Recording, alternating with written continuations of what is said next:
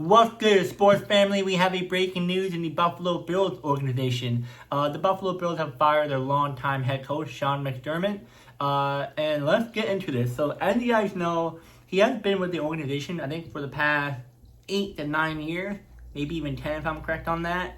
And this is somewhat of a shocker, but kind of not, because it's just the same cycle over and over and over again.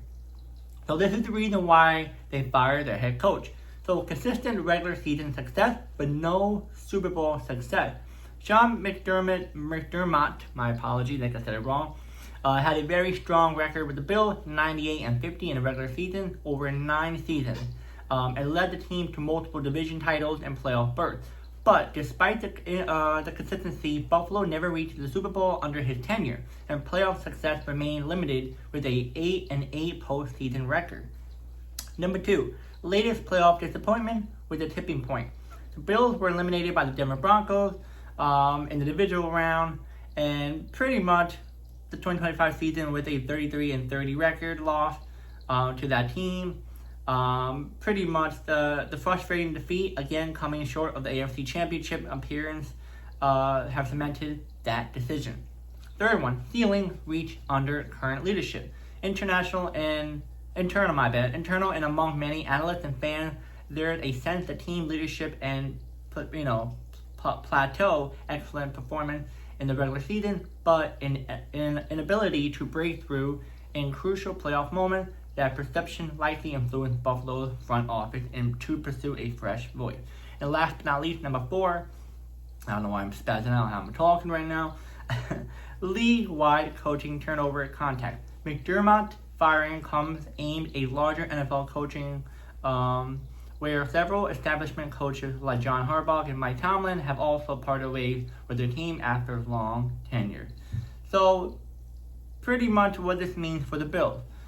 Alright, so the Bills are going to be looking for a new head coach that's going to help Josh Allen get over the hump of making it to the Super Bowl and actually win it. There's really not a whole lot I can tell you about what the Bills are going to be doing next. It's the same thing like every other team we did with the Steelers, the Ravens, the Raiders, you name it, we talked about it. But I'm going to say this.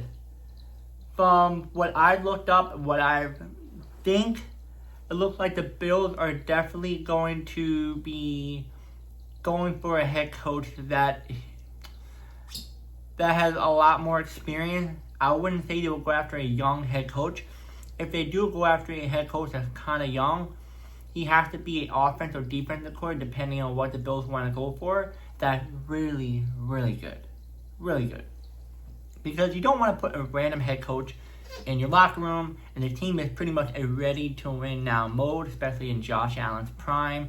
So they want to have a coach that's well established. Now, the coaches that I think I'm going to throw out there, I'm not completely correct on it, because I'm a little bit thrown off that they fired him, because I thought they would have kept him, because he does go to playoffs every year. What other coach has done that for the Bills every single year? None. Maybe 1 time, 2 times, early 2000s, like once or twice in a row.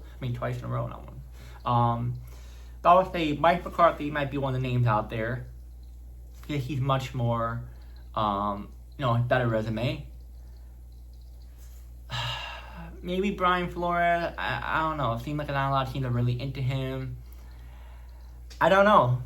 I think Mike McCarthy might be the bigger name out there that they might want him, because they want a more established head coach.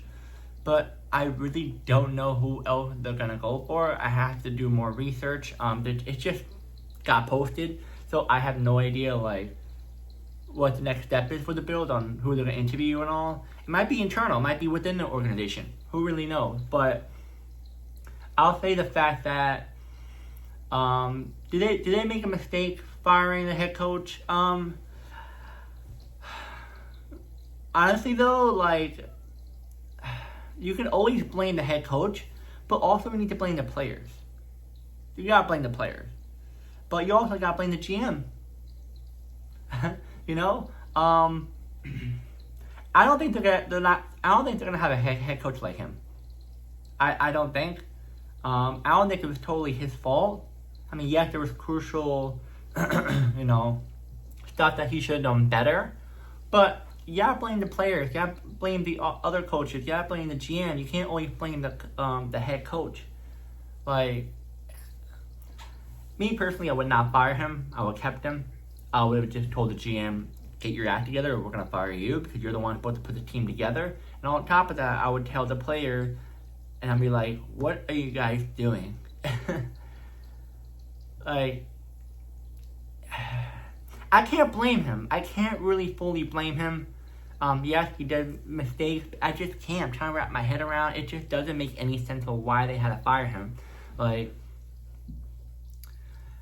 yeah. I think if the Chiefs weren't so dominant for the last 2 or 3 years, and when they were, I guess, in their prime, I think he would still have the job, and I think the Bills maybe could have won a Super Bowl. I think so.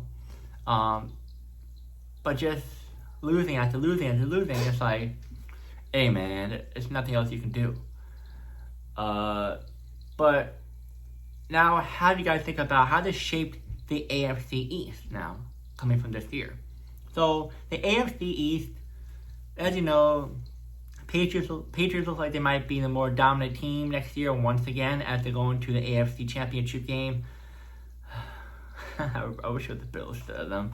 But, pretty much, it looks like the Bills' record might be shifted a little bit slightly depending on how the Jets and the Dolphins do this offseason. They're going to be a little bit far behind.